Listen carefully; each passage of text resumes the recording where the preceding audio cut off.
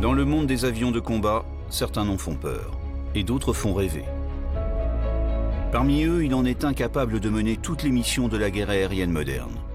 Depuis une base ou depuis le pont d'un porte-avions, il peut chasser, intercepter, bombarder, mener des actions de reconnaissance, soutenir une attaque au sol et même porter l'arme nucléaire. Cet avion, sans doute le plus sophistiqué de sa génération, c'est le Rafale. Le Rafale surclasse tous les avions que j'ai pu piloter. Le Rafale est tellement bien fait qu'en mission de combat, il se fait oublier. En service dans les forces armées depuis 2002, le Rafale équipe aujourd'hui l'armée de l'air et l'aéronavale française. Sur le théâtre des opérations afghans, libyens et maliens, il a contribué à l'effort de guerre de la coalition internationale et apporté la preuve de son efficacité et de sa puissance. On a fait vraiment un bond en avant, une véritable révolution. On n'imagine même pas ce qu'on peut encore faire avec cet avion. Élaboré sur des choix technologiques radicaux, le Rafale a connu une genèse mouvementée. Imaginé il y a plus de 30 ans comme un avion européen, le Rafale est finalement un avion franco-français qui équipe avant tout l'armée française. Au-delà de la polémique, voici l'histoire du Rafale racontée pour la première fois par ceux qui l'ont imaginé, conçu, fabriqué et utilisé comme une arme de guerre. Bienvenue dans l'histoire du Rafale. L'histoire du Rafale, c'est vraiment une longue histoire.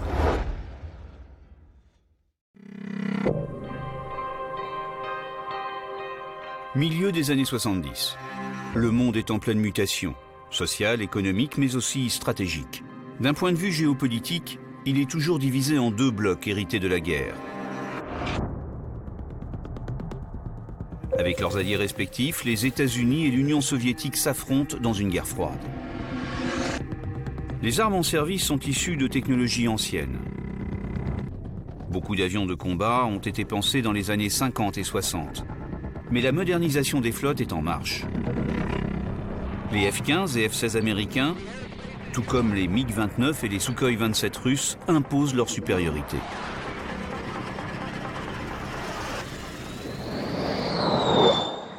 L'Europe, France et Grande-Bretagne en tête, ont évidemment une carte à jouer dans ce domaine. D'autant que les Mirage 3 et 4, les super étendards, les Tornado, les Jaguars et surtout les Crusader européens vieillissent. Chacun le sait, ils seront bientôt dépassés. Même si les Mirage 2000 vont bientôt entrer en service, l'armée de l'air et l'aéronavale française anticipent le renouvellement de leur flotte. En 1978, le ministère de la Défense commande à Dassault l'étude d'un nouvel avion de combat tactique. Le besoin opérationnel était simple. Un biréacteur, léger, capable de missions d'attaque au sol, mais également de missions RR. On sentait qu'il y avait un besoin d'un avion plus polyvalent. Et puis besoin aussi d'un avion bimoteur. Si l'on a un moteur en panne, on peut toujours sauver la mission avec un deuxième moteur. Ce que souhaitait l'armée de l'air et aussi dans une moindre mesure la marine à l'époque, c'était d'avoir en un seul appareil toutes les capacités qui lui permettraient de remplacer tous les autres types d'avions qui étaient en service à l'époque. Et ça fait une économie terrible parce qu'au lieu d'avoir 6 types d'avions avec des équipages entraînés sur des avions spécifiques, des mécanos au sol entraînés sur des avions spécifiques, les pièces de rechange, etc., là on n'aura plus qu'un seul avion dans nos forces qui remplace 6 avions précédents. Mais les crises pétrolières ébranlent les économies nationales. Les budgets des États sont en baisse, alors que le prix des nouvelles technologies explose. Dans une Europe en construction, la solution se trouve peut-être à l'échelle du continent. La France et l'Allemagne se rapprochent. Et leurs deux avionneurs, Dassault et Messerschmitt-Bölkow-Blohm, MBB, envisagent d'inventer ensemble l'avion de demain qui pourrait devenir européen. Les Anglais ayant appris que cette coopération est en train de se mettre en place, viennent tout de suite à la table. Ce que voyant les Espagnols et les Italiens, qui souhaitaient développer leur industrie aéronautique militaire, disent « et nous ?» Et nous voilà donc, à partir de 1979, à 5 pays, avec 5 constructeurs, qui se réunissent et qui avancent. Mais comment avancer? En octobre 1979, les constructeurs s'entendent sur les grands principes. Le futur avion européen sera un biréacteur multirôle. Il volera à Mach 2, à 15 000 mètres de plafond et sera disponible en 1992. Si ces caractéristiques sont acquises, D'autres restent en suspens. Nous sommes sur une difficulté fondamentale, nous, les avionneurs, c'est que nous n'avons pas une définition militaire du besoin opérationnel qui soit commune. Les Anglais voulaient un avion essentiellement défense aérienne, un peu plus lourd d'ailleurs. Nous, la France, on en voulait un plus léger, capable d'aller sur les porte-avions. Faire un biréacteur avec une forte poussée pour chacun des réacteurs va conduire les Allemands à un gros avion, ce qui commence à s'éloigner très franchement d'un besoin français qui voulait un avion léger, agile. Ils voulaient un avion qui reste de taille réduite, parce qu'on sait très bien que le prix d'un avion, ça marche avec le poids. Plus l'avion est lourd, plus il est cher. Dès lors, la compétition est lancée entre les constructeurs. Chacun va travailler de son côté et développer son propre projet. Chez Dassault, comme chez ses concurrents, on cherche la meilleure formule. L'enjeu, remporter le marché de l'avion européen. Nous avons à ce moment-là dessiné, puis testé en soufflerie sur des petites maquettes. Je crois plus d'une douzaine de configurations complètement différentes. Et c'est de ça qu'un jour, nous avons pu extraire une formule qui nous a paru particulièrement adaptée aux besoins que nos états-majors étaient en train d'exprimer. Très rapidement, l'aile delta s'impose. Elle tire son nom de sa forme triangulaire. L'aile delta, sa principale qualité, c'est qu'à poids égal, elle est extrêmement solide par rapport à une voilure classique. Sa pénétration dans l'air est facilitée, et donc on va plus facilement en supersonique. L'aile est couplée avec des plans canards. Ces petits ailerons placés à l'arrière du cockpit créent des turbulences sur la voilure. Ils améliorent la portance et rendent l'avion plus maniable. Le canard a été étudié en tenant compte de l'expérience du Mirage 4000 sur le plan aérodynamique. Il y avait une influence très favorable des canards sur une aile delta, et là ils sont devenus carrément pilotables alors. Mais ils sont pilotables, c'est les calculateurs. Hein. Le pilote, lui, il ignore totalement ce que font les canards. Et ça a été la révolution, puisque ces deux technologies se rencontrant, on a pu créer un avion qui marche très très bien. Et bien le gros intérêt, j'y arrivais. Souvenez-vous, un Mirage 3 avait une vitesse d'approche de l'ordre de 180 nœuds. Et là, on va se poser à 110. C'est génial. Réduire la vitesse d'approche pour apponter sur un porte-avions, un élément clé pour l'aéronavale française.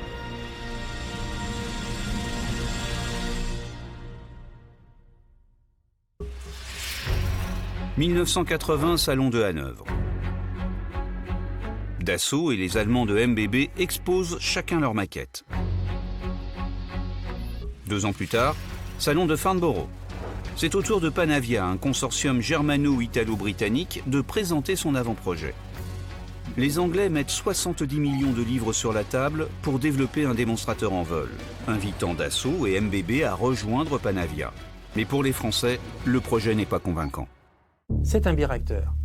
Pour qu'on ait un vrai biréacteur, il faut que s'il arrive un incident sur un des réacteurs, l'autre réacteur soit complètement protégé. Ça veut donc dire que ce qui alimente les réacteurs en air, c'est-à-dire les entrées d'air et les manches à air, soient complètement séparés. L'avion anglais a un défaut majeur à nos yeux, c'est que les 2 entrées d'air sont côte à côte. Ce qui fait que si en supersonique, un moteur a un problème, ça remonte dans l'entrée d'air, dans la manche, et ça repasse dans l'autre. Et ça veut dire que là, on a un faux bimoteur. On n'est pas protégé. Ça, ce sont des conditions de conception sur lesquelles on ne nous aurait jamais fait changer d'avis. Conséquence, en décembre 1982, Charles Hernu, alors ministre de la Défense, annonce que la France construira seule son démonstrateur. Ce sera l'ACX, nom de code de l'avion de combat expérimental. Après les maquettes, voici venu le temps des expérimentations en vol. 2 concurrents vont s'affronter, l'ACX de Dassault contre l'EAP de Panavia. Et bien entendu, ils voulaient essayer de le faire voler le plus tôt possible. Et quand on a appris leur calendrier, nous, on s'est dit, il faut qu'on vole avant eux. Et si les Anglais avaient mis sur la table un avion expérimental avant le nôtre pour éventuellement démontrer une formule, nous perdions un élément de négociation. Les équipes de Dassault et celles de Panavia se livrent une guerre sans merci et travaillent d'arrache-pied. L'enjeu, être le premier à faire voler son démonstrateur. Dans cette course contre la montre, la motorisation est cruciale. Le choix de la propulsion pour les avions de combat est toujours un choix difficile. Et l'idée, c'était d'avoir un moteur qui se fait oublier quand on le manœuvre, ce qui est très important pour un avion de chasse, et qui soit performant. La SNECMA est contactée pour la propulsion de l'ACX. Pour l'entreprise nationale, l'avenir de sa branche motorisation militaire est en jeu. Perdre le marché de l'ACX pourrait lui être fatal. C'est elle qui fabriquait déjà les moteurs des avions précédents. Pourquoi aller chercher ailleurs ce qu'on a dans le pays, hein? C'est de bonne guerre. Mais la mise au point de son nouveau moteur M88 demande encore 3 ans. C'est trop. On avait à cette époque-là 2 moteurs américains qui s'appellent les F404, qui sont les moteurs du F-18. Solution simple, eh bien nous allons prendre sur l'étagère des moteurs américains. Ils sont connus, par conséquent il n'y aura pas de surprise. Ils n'ont qu'un petit inconvénient, c'est qu'ils sont un peu gros. Et donc l'ACX démonstrateur va être un peu plus gros que nécessaire. Chaque partie de l'avion est un défi technologique. Les commandes de vol électriques de l'ACX seront numériques, donc pilotées par un ordinateur. Une première. Donc on assure, grâce aux commandes de vol, la sécurité de l'avion. L'avion ne peut pas se mettre en décrochage, il est protégé. Les commandes de vol pilotent aussi le réacteur dans les phases automatiques, allègent donc considérablement la tâche du pilote. Et du coup, le pilote peut se concentrer à sa mission. Le numérique, tout le monde le vit tous les jours, hein. Un ordinateur, ça plante, vous savez pas pourquoi. Bon, un avion, il ne faut pas que ça plante. Si ça bug, l'avion est perdu. Et son pilote aussi. La grosse trouille, faut dire ça, c'est la fameuse erreur de logiciel qui balance toutes les gouvernes en butée, vous voyez, et qui peut casser l'avion. Sur un système aussi important, vital pour l'avion, la maîtrise des commandes de vol est essentielle. C'est la raison pour laquelle Marcel Dassault a voulu que les commandes de vol d'un avion soient entièrement faites par l'avionneur. 7 années se sont écoulées depuis la demande des états-majors. Et l'avion expérimental de Dassault prend forme. Avec son aile Delta, ses plans canards, ses commandes de vol numériques et bientôt son moteur SNECMA. Pour devenir l'avion européen, l'ACX doit surpasser le AP de Panavia et convaincre les états-majors des pays partenaires. Bien des difficultés ont été surmontées pour concevoir cet ACX. Mais il manque une donnée clé pour emporter le marché de l'avion commun, un cahier des charges précis signé par les 5 pays. Un jour, les ministres de la Défense des 5 pays se sont réunis et ont dit « Alors, chef d'état-major, vous avez ordre de vous mettre d'accord. » Ce que nous, les constructeurs, nous attendions. Et un jour, nous sommes convoqués pour qu'on nous remette la fiche de définition opérationnelle de l'avion de combat européen, signée des 5 chefs d'état-major. Enfin, nous avions une spécification commune. Et force a été de constater qu'effectivement, les 2 premières pages du document comportaient la signature commune des 5 chefs d'état-major. Il y avait derrière 5 annexes qui demandaient des choses différentes. Dès lors, la rupture est inévitable. Elle est entérinée le 2 août 1985 au sommet européen de Turin. Les enjeux sont bien sûr militaires, mais également économiques.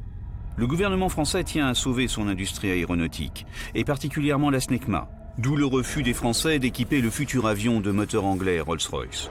Il y avait des exigences trop différentes d'un pays à l'autre. Le besoin exprimé par les autres conduisait un avion trop gros, trop lourd, trop cher, pas assez polyvalent. Il y a eu de réels efforts pour essayer de se mettre d'accord. Et puis ça n'a pas marché. C'est la raison pour laquelle la France s'est retirée du programme. La France a décidé de faire un avion adapté à ses besoins à elle, et y compris marin, donc marin et armée de l'air. Et puis de l'autre côté, les autres pays se sont regroupés pour faire ce qui allait devenir l'Eurofighter, mais il s'appelle le Typhoon officiellement, donc il y a Rafale d'un côté et Typhoon de l'autre. Le Typhoon et le Rafale, que l'on appelle toujours EAP et ACX, seront donc concurrents. Péché d'orgueil français, penseront certains, nécessité opérationnelle diront d'autres. Toujours est-il que les 4 ex-partenaires ne seront pas acheteurs du Rafale. Les difficultés commerciales que connaîtra l'avion de Dassault prennent-elles racine en cette année 1985 ? C'est pourtant celle où il va voir le jour.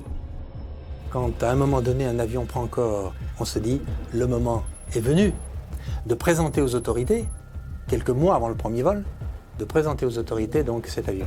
14 décembre 1985, atelier de Saint-Cloud.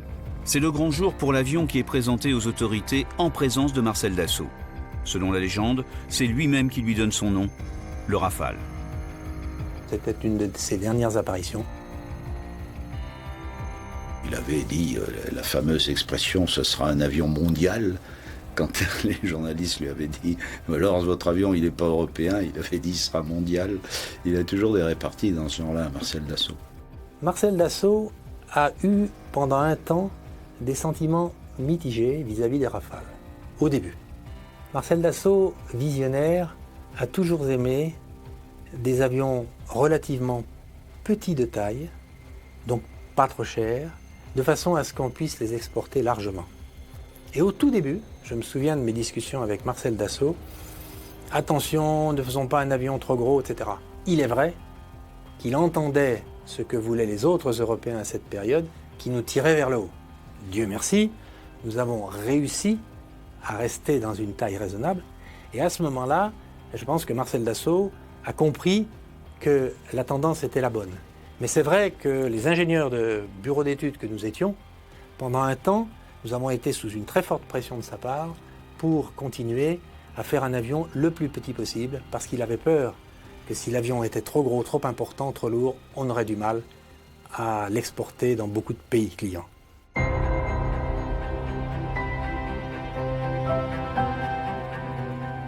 Ayant vu un jour de 1909, par hasard, passer un avion dans le ciel, il n'y avait pas souvent à cette époque, il comprit tout d'un coup que sa vie serait consacrée à fabriquer ces drôles de machines volantes et que l'aviation était entrée dans son esprit et dans son cœur. Depuis son plus jeune âge, Marcel Dassault a rêvé de fabriquer des machines volantes. À force de travail, de flair et de talent, il a créé l'une des plus grandes sociétés aéronautiques au monde. Cet entrepreneur de génie, dont nombre d'avions portent le nom, ne verra pas son dernier ouvrage quitter le sol. Il quitte lui-même ce monde le 17 avril 1986, quelques mois seulement avant le premier vol du Rafale A.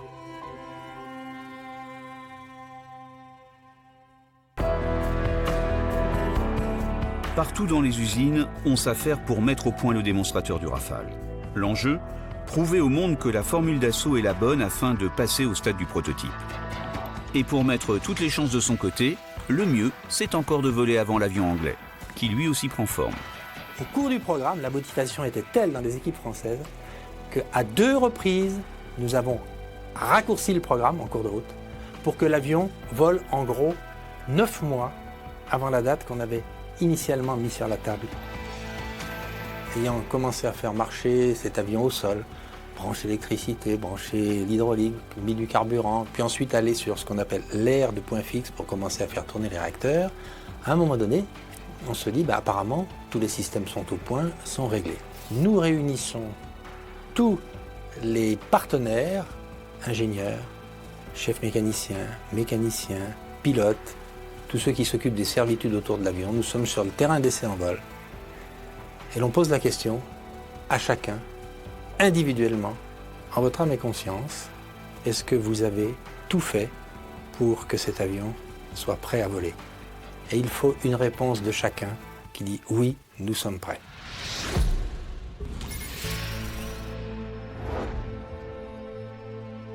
C'est une date que j'oublierai jamais. Il y a de l'adrénaline, beaucoup.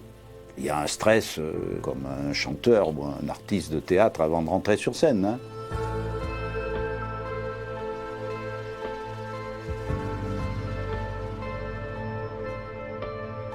Il y a des centaines, voire des milliers de personnes qui ont travaillé là-dessus depuis 2 ans et tout.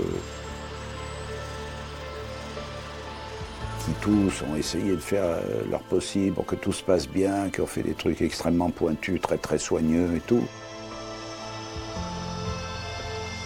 Et vous vous dites, faut pas que je leur casse leur jouet quand même.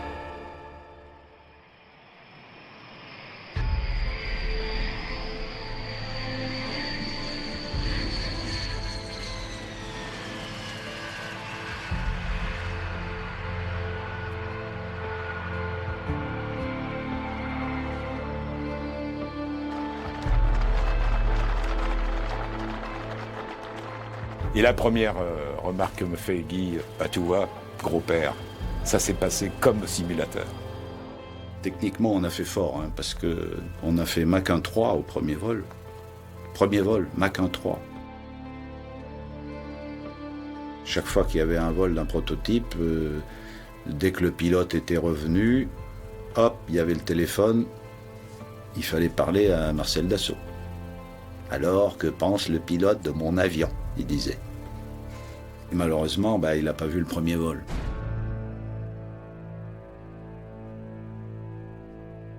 Nous, on était quand même assez fiers, quand même, en tant que Français, parce que l'EAP, donc l'expérimental Aircraft Programme des Anglais, bah, il était au parking et il ne pouvait pas voler. On a volé avant eux, on était méchants parce que EAP, nous, on l'appelait encore au parking, alors qu'on volait déjà. On était assez contents, d'ailleurs, de voir l'autre avion expérimental au sol. Les deux avions avaient été lancés pratiquement en même temps. Nous, on était en vol à Farnborough et pas eux. Farnborough 1986. Au grand salon aéronautique anglais, le Rafale A et l'EAP se font face pour la première fois. Ils ont pris énormément de risques parce que leur avion, ils ont fait leur premier vol, je crois, 15 jours avant le salon. Ils sont arrivés au salon de Farnborough, ils étaient vraiment dans les tout premiers vols et ils étaient un peu sur la pointe des pieds. Et du coup, le pilote anglais que je connaissais, il n'a pas pu faire ce que je pouvais déjà faire moi avec le Rafale.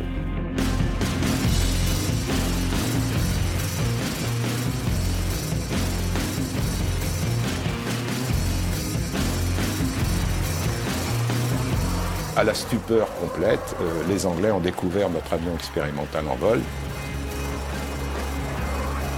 Ça a été un choc pour beaucoup. Il faisait déjà des figures, il montrait sa manœuvrabilité. Je pouvais faire ce que je voulais avec. Il atterrissait en 250 mètres, sans parachute. Alors que l'avion anglais, 15 jours après le premier vol, il était limité, il faisait des virages très larges et tout. Donc on a bien noté qu'il y avait des différences fondamentales qui apparaissaient. Malgré ce succès, chez Dassault, on est inquiet. Le Rafale doit maintenant passer du stade du démonstrateur à celui du prototype. Et la mésaventure du Mirage 4000, stoppé à l'état expérimental, a marqué les esprits. Les industriels ont beaucoup participé au financement de cet avion et on ne savait pas du tout si ça aboutirait. Car pour être officiellement lancé, le projet Rafale a besoin de l'aval des politiques et des états-majors. Mais la navale ne partage pas l'enthousiasme de l'armée de l'air. Les amiraux ne croient pas que le Rafale puisse apponter. La marine voulait s'acheter des F-18 sur étagère. On nous a expliqué que jamais une aile delta n'apponterait sur un porte-avions parce que traditionnellement les ailes delta avaient des vitesses d'approche rapides. La technologie des commandes de vol électriques a permis d'avoir des vitesses d'approche plus faibles. Et puis ensuite, on a développé la voilure canard sur un Rafale qui permettait encore d'arriver plus lentement. Donc il était important que Dassault montre qu'on savait faire un avion marin. Le 30 avril 1987, Yves Kerhervé amène le Rafale A en approche sur le pont du Clémenceau, un des deux porte-avions français de l'époque. On voulait démontrer la capacité d'un Rafale à se présenter sur un porte-avions. Alors il n'avait pas structurellement la capacité de toucher parce qu'on l'aurait cassé. On remettait des gaz, je crois, à 50 cm.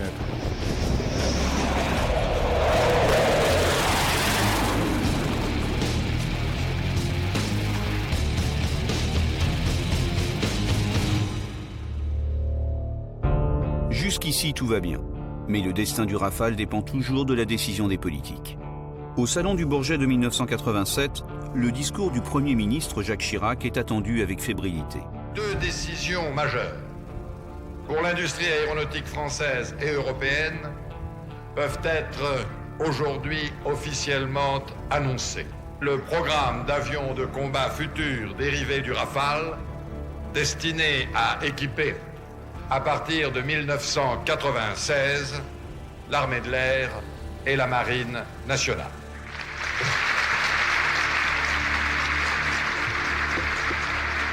Le jour où ça a été signé, ça a été la fête. Le lancement le lancement d'un avion tiré du Rafale. Le Rafale A, le démonstrateur, a rempli sa mission. Le programme Rafale est officiellement lancé. Une bonne nouvelle n'arrivant jamais seule, le moteur M88 de la Snecma est prêt. Pour définir le moteur, il y avait plusieurs critères. Être toujours capable d'aller en supersonique élevé. Ce qui est important, c'est les consommations spécifiques, c'est-à-dire le rendement du moteur. On veut pouvoir faire la même mission avec 30% de pétrole en moins. Et l'idée, c'était d'avoir un moteur qui se fait oublier quand on le manœuvre, ce qui est très important pour un avion de chasse, et qui soit performant. Nous arrivions avec un moteur pouvant fonctionner à une température beaucoup plus élevée, donc avec des possibilités de puissance supérieure lorsqu'il fonctionnait à sa température maximale. Pour tester ce nouveau moteur, plus petit et plus puissant que le F404 américain, Dassault va innover. Nous avons enlevé un moteur américain et nous avons mis un moteur M88 tout nouveau, ce qui nous donnait une certaine sécurité de vol. Et ça, c'est une configuration pour faire des mises au point de moteur qui est bien agréable quand on a affaire à des moteurs nouveaux.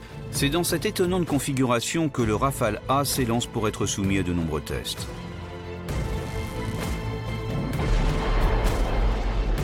Il y a plus d'un millier de paramètres qui sont envoyés directement. Donc beaucoup sont récupérés dans une salle d'écoute et votre voix, et votre respiration d'ailleurs, passe en permanence et écoutée en bas. On est seul dans l'avion avec 25 personnes. On fait quoi? Mac 1, 2. Allez, 09. C'est parti pour qu'il tire. Au début, il y a que 7 G5. On va aux limites réelles de l'avion. On fait même plus pour que si un jour après un utilisateur dépasse, il n'ait pas d'ennui. Pendant les nombreux essais du Rafale A, le C-01 est à l'étude. Ce prototype va bénéficier d'idées simples, expérimentées sur son aîné. Comme celle par exemple d'avoir un poste de pilotage conçu pour et avec les utilisateurs. C'était le premier avion pour lequel on s'était dit, bon, on met un pilote et on fait le cockpit autour. Tout est pensé pour simplifier l'environnement cabine, afin de décharger le pilote et lui permettre de se consacrer pleinement à sa mission. Il n'y a pas de raison qu'un avion soit plus difficile à mettre en route qu'une voiture. Débrouillons-nous à faire en sorte que cet avion, on monte dedans, on s'assoit, un tour d'un bidule, boum, les deux moteurs partent. Bon, on l'a fait. Il y a un espèce de rototo, là, un truc multiple. Alors on tourne par cran, boum, premier cran, ça ouvre le pétrole, l'arrivée de pétrole. Deuxième cran, pouf, ça met en route les pompes. Troisième cran, ça allume le démarreur. Et puis après, une impulsion, ding, ding, moteur gauche, moteur droit, tout part. Le M88, plus petit que le moteur américain, affine la silhouette du Rafale C-01. Mais le prototype va connaître d'autres modifications par rapport au Rafale A. Des modifications classées confidentielles défense.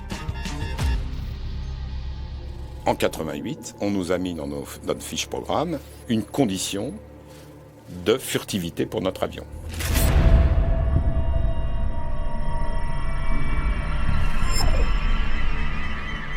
En 10 ans, les moyens de détection radar ont fait des progrès considérables. Pour mener leur mission, les avions de guerre modernes ont la nécessité d'être furtifs, c'est-à-dire le moins repérable possible par les défenses aériennes ennemies. Les ingénieurs de Dassault et ceux de Thomson CSF, la future Thales, vont s'appliquer à rendre le Rafale invisible.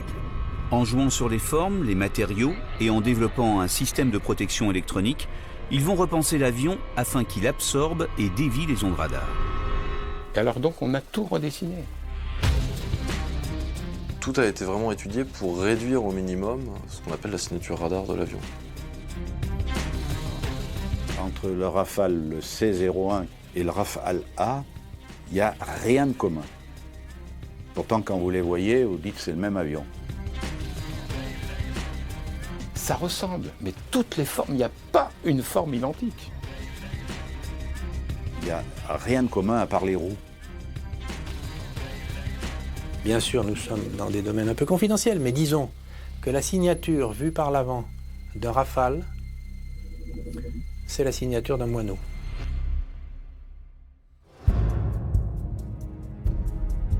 Le Rafale A vole depuis 1986.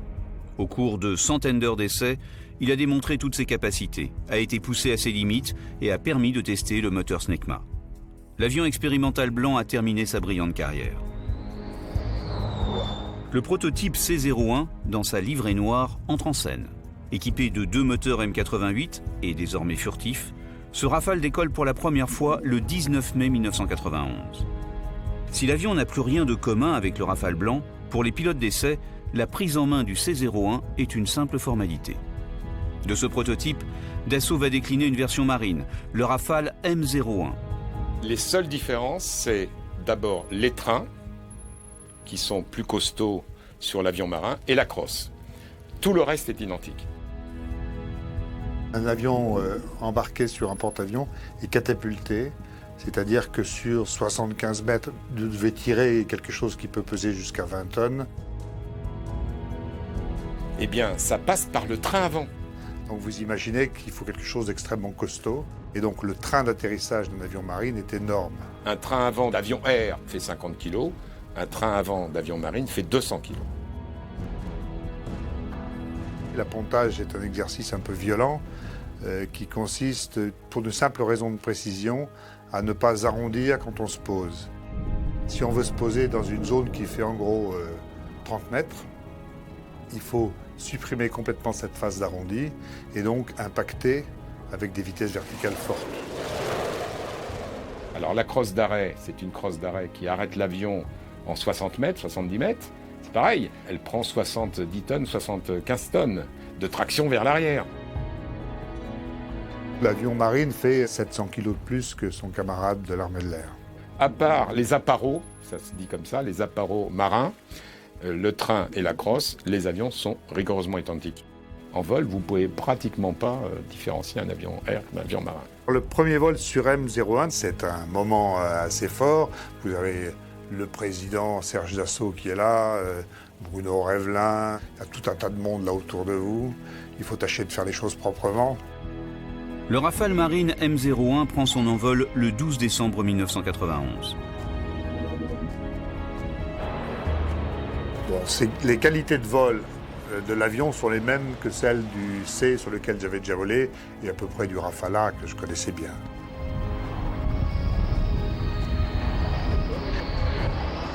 C'est une fête. C'est l'aboutissement de beaucoup de travail et c'est un pas vers le futur, donc c'est ça qui est important.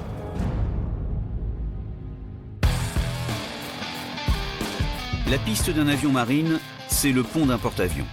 Une piste courte, délicate, dangereuse, dure pour les avions comme pour les pilotes. Alors, le Rafale M01 va d'abord apprendre à apponter et à être catapulté depuis la terre ferme. On était allé à Lakehurst aux États-Unis pour faire des campagnes de ce qu'on appelle de navalisation, enfin de carrier suitability, comme disent les Américains. Et là, on avait fait tout un tas de catapultage. À bord, l'avion va sauter, à bord est commandé. L'avion ne volait pas au début. On tirait la catapulte, l'avion roulait, on revenait, on en faisait un autre un peu plus vite. Après, on réfléchissait, les ingénieurs dépouillaient, on repartait. Et puis après, on est arrivé à des vitesses suffisantes pour assurer la rotation de l'avion et le décollage. On se reposait, on recommençait.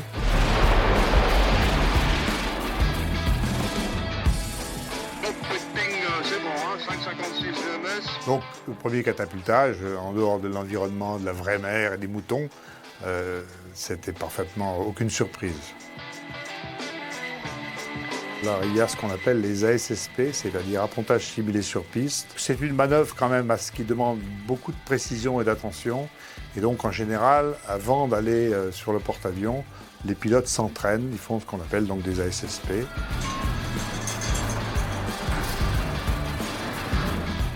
Donc, on avait fait ça, bien sûr. On avait fait ça à Istres. On avait des officiers appontage qui venaient nous faire tourner, comme on dit.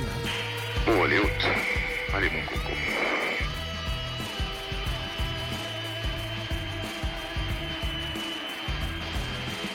On remonte ça. Voilà.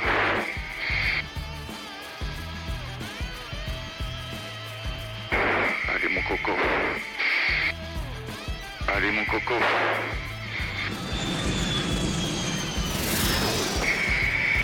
J'étais prêt, j'avais la manœuvre dans la tête et le calibrer, quoi. On partait d'Istres de chez nous. Le porte-avions croisait au large à une cinquantaine de nautiques au sud de Marseille. Tout était prêt, donc j'ai décollé pour être à peu près à l'heure. On se présente sur le porte-avions, on fait un circuit, on fait quelques remises de gaz, de manière à ce que les officiers d'appontage commencent à prendre un peu leur marque, et puis le pilote aussi, bien sûr. On fait des touch and go, carrément, on va toucher le pont et on repart, la crosse est en rentrée. C'est franchement pas une manœuvre très facile. Lorsque tout va bien, que les approches sont jugées stables par les officiers d'appontage, on vous dit, ok, tu peux y aller. Sur l'axe, 500 pieds de top. Et enfin, on sort la crosse et on accroche le bras. 500 pieds de top. Un nautique. 350 pieds de top avant ce miroir. Miroir.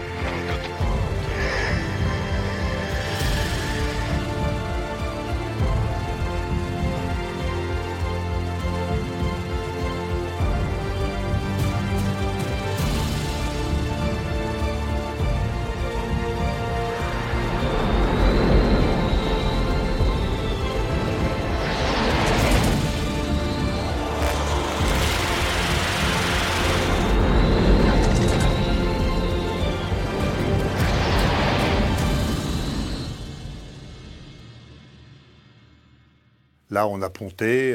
Après, les ingénieurs dépouillent, regardent si tout s'est bien passé. On mesure des tas de contraintes sur les trains et ainsi de suite. Et après, lorsqu'on a réfléchi et digéré tout ça, on repart. Alors, je pense que c'était le lendemain. Le Rafale s'est posé sur un porte-avions avec succès.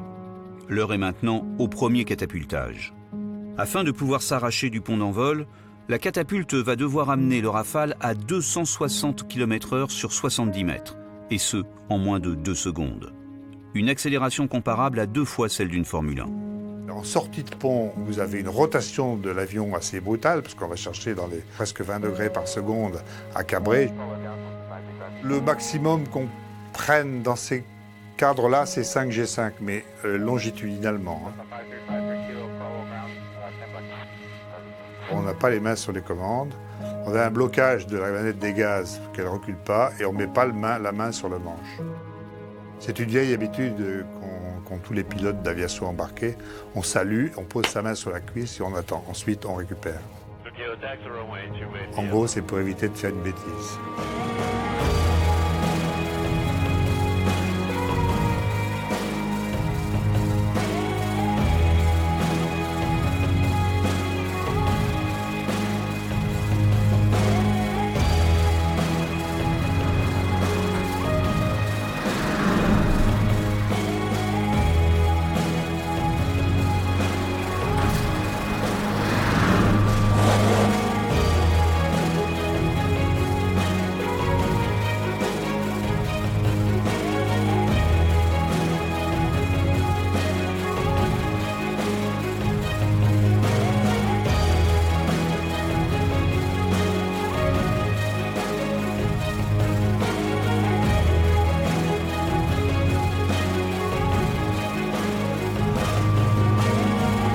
En 1994, les prototypes Rafale C-01 pour l'armée de l'air, B-01 dans sa version biplace pour embarquer un navigateur et M-01 pour l'aéronaval ont passé toutes les épreuves. Alors que le prototype DA-1 Typhoon, dérivé de l'EAP anglais, débute seulement ses essais, le Rafale, lui, entre en production avec 3 années d'avance sur son concurrent. À partir de ce moment-là, on peut dire ça y est, c'est bon, on tient et on peut lancer la série. Partout en France, les ateliers de Dassault et de ses partenaires, ils sont près de 500, se mettent en branle. Le fuselage est sculpté à Argenteuil et les ailes à Martignas. C'est à Biarritz que l'on fabrique la dérive et à Poitiers que l'on s'occupe de la verrière et des plans canards. À Villaroche, la SNECMA produit les moteurs M88, tandis que dans ses laboratoires, ceux de Pessac et d'autres, Thales peaufine les systèmes électroniques de détection, de brouillage et de combat qui vont faire du Rafale une arme redoutable. Comme les pièces d'un puzzle géant, ces éléments convergent vers Mérignac, près de Bordeaux. Ils vont être assemblés dans la grande usine. À l'aube des années 2000, le premier Rafale de série est quasiment prêt. avec plus de 9 ans de retard car le projet initial prévoyait l'avion pour 1992. Mais dans le monde industriel en général, et en particulier dans celui de l'aéronautique militaire, ces glissements de programme sont monnaie courante. Et ce ne sont pas les producteurs du Typhoon qui démentiront cette évidence. Lancé en même temps que le Rafale, son concurrent européen ne sera livré qu'en 2004. Difficultés techniques, décisions ajournées, budget renégocié, nouveaux impératifs, évolution technologique, nécessités stratégiques rebattent sans cesse les cartes et impliquent des retards.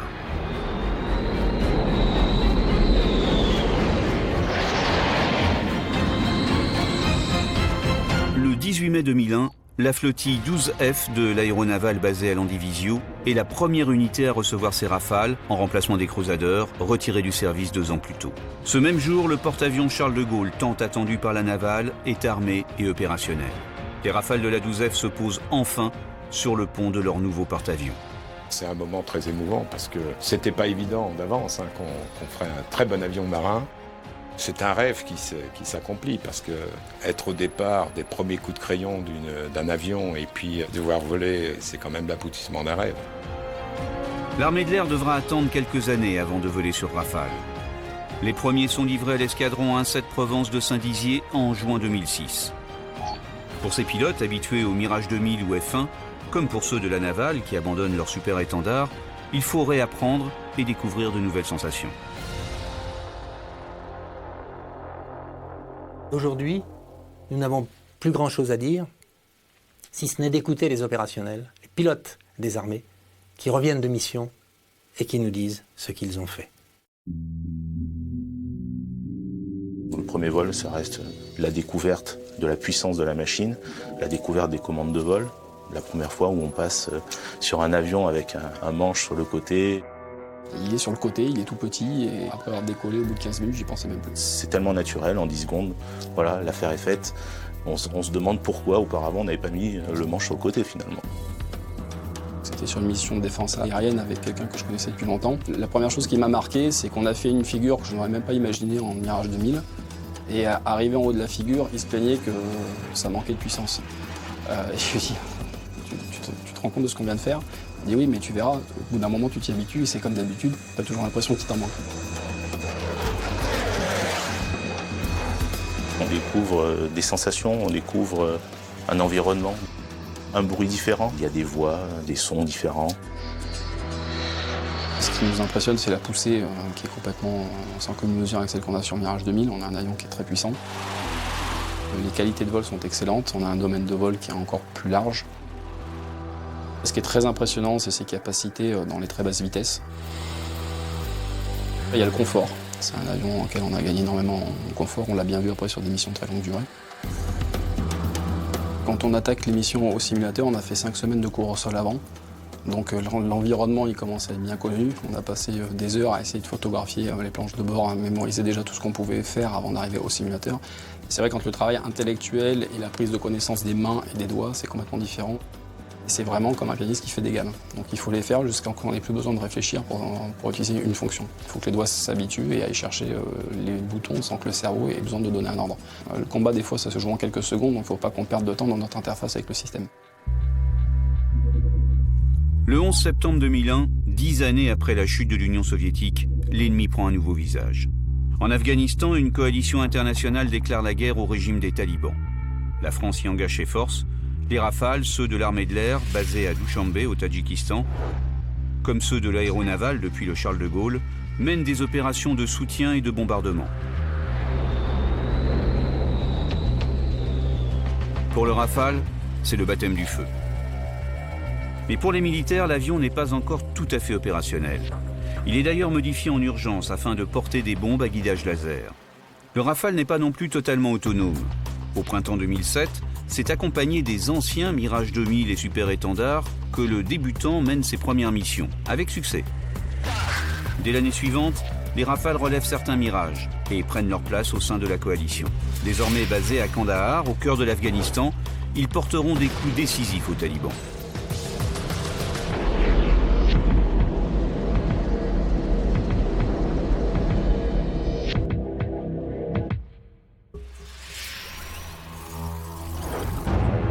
Dès Début 2011, le printemps arabe secoue la Libye.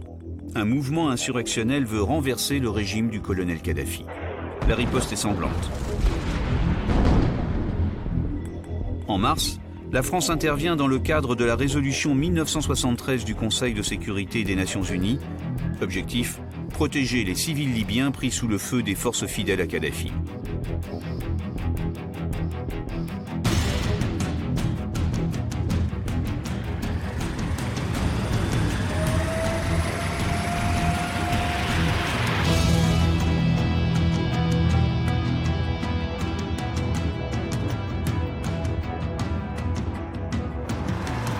Nous sommes intervenus avec le premier vol, donc le 21 mars,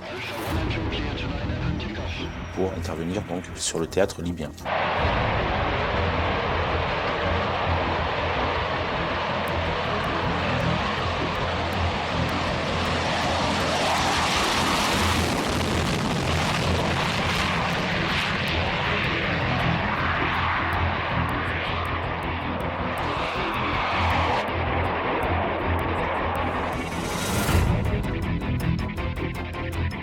Bien entendu avec les moyens de ravitaillement en vol.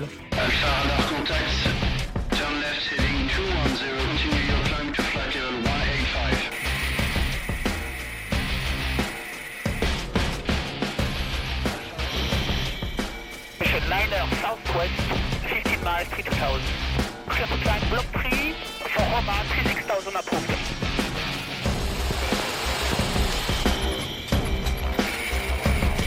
To Babylon.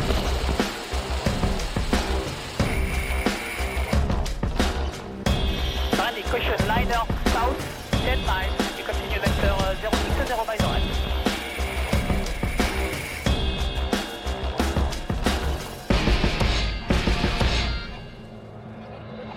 On interagissait avec des AWACS américains, avec d'autres moyens sur le théâtre, et le Rafale s'est intégré sans aucune difficulté dès le premier jour. Les Rafales, désormais opérationnels, sont d'abord chargés de maintenir une zone d'exclusion aérienne. Le caractère omnirôle du Rafale a été démontré dès le premier jour, puisque des avions sont entrés pour faire une mission de défense aérienne, donc interdire aux forces libyennes le survol de toute une zone qui était donc orientée vers Benghazi.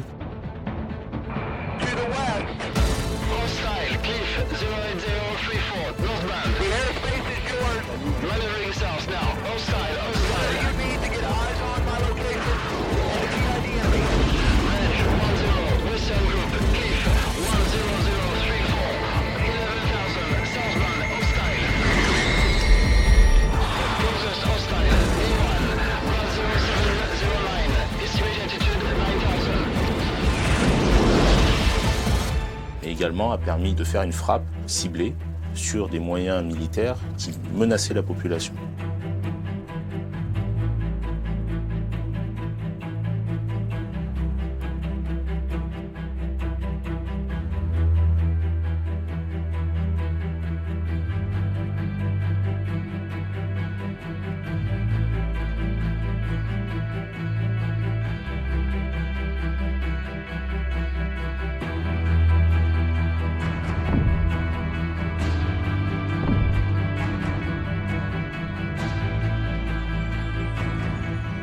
Les avions français et les Rafales en l'occurrence ont survolé la Libye. C'était les premiers avions de la coalition à survoler ce territoire-là. Et en l'occurrence, il n'y avait aucune frappe préalable des installations militaires au sol. Donc tous les radars de défense aérienne et tous les systèmes de défense solaire libyens étaient encore actifs.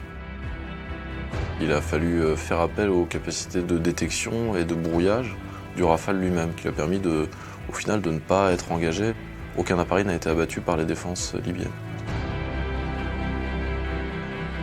La Libye, ça a permis de démontrer un certain nombre de capacités, de démontrer le potentiel de l'avion, et surtout, je crois, de montrer que 20 ans après son premier vol, l'avion fonctionnait comme il était prévu dès le départ.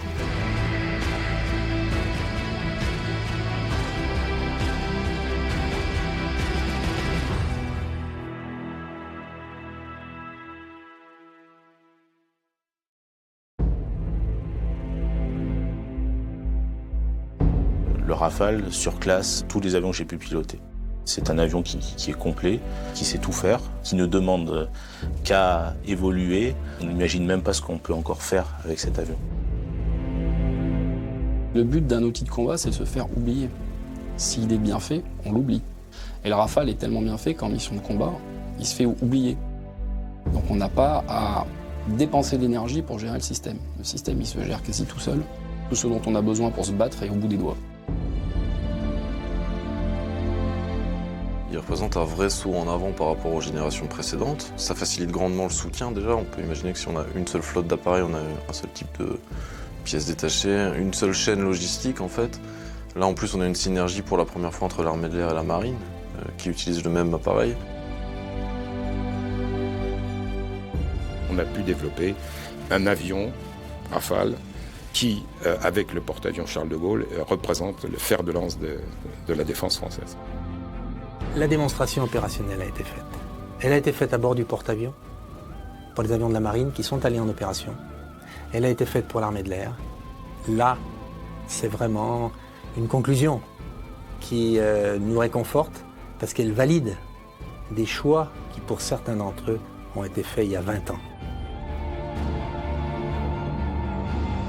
Si c'était à refaire, je referais, bien sûr. J'ai eu une chance énorme parce qu'il y a peu d'occasions de faire des choses comme ça dans sa vie. C'est quelque chose de très fort. Alors Rafale, c'est une aventure dans laquelle beaucoup d'entre nous ont mis toutes leurs tripes. Rafale comme d'autres, mais Rafale particulièrement, c'est un programme, oui, qui me tient chaud au cœur. C'est l'œuvre d'une vie, oui. Depuis, les Rafales français ont été de nouveau engagés début 2013 au Mali, et en 2014, 2015 et 2016 en Syrie et en Irak. À chaque fois, avec un succès opérationnel total. Mais la consécration est arrivée avec le début des ventes à l'exportation. Le 16 février 2015, l'Égypte a acheté 24 avions, suivis 2 mois plus tard par l'Inde avec une commande de 36 appareils, et le Qatar pour une commande ferme de 24 appareils. Jusqu'à présent, le Rafale était une formidable aventure humaine, technologique et industrielle. Après 15 années d'attente, le Rafale est en passe de devenir aussi un succès commercial. Mais ça, c'est une autre histoire.